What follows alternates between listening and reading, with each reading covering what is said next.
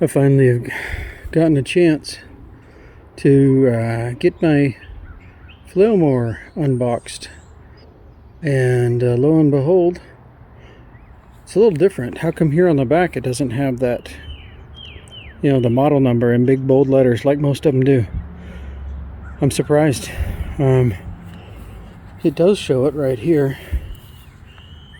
It shows the EFG125, but interesting that it doesn't say it anywhere else. Most of the others I've seen have some big label all over it. Apparently not anymore.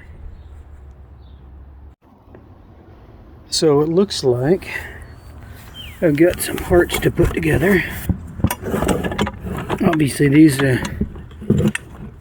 pieces here are for the uprights for the 3-point, I guess, and a couple of blades, or blades as they're called, belts, and I must have to take off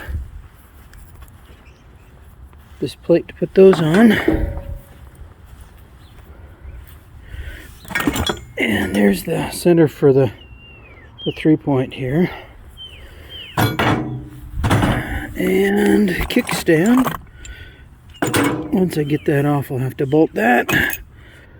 And these look like they must be for the 3-point. What do you think? The lower arm support. Let's see, and this must go through the top. Yeah, somewhere over there. Okay, well, that'll be fun. I'm not going to put it together tonight, I don't think, so I'll probably have to film this a different day, but it's supposed to rain next couple of days, rain and possibly snow, so we'll see. But maybe I can get some of it together, maybe not.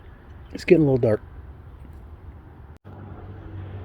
Alright, so looking at this, I decided I was going to put it together.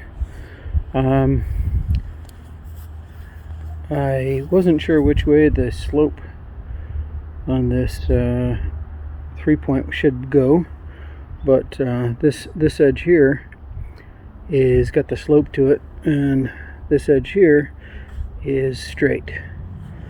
And then things seem to match up a little bit better, but I'm still not sure. The bolts went together easier up here, but they're not tightened down, so I'll look at the instructions and figure it out. But since it's still on the metal base that it came on, I can't get the kickstand on just yet, but now I can feel like I'm getting somewhere with it.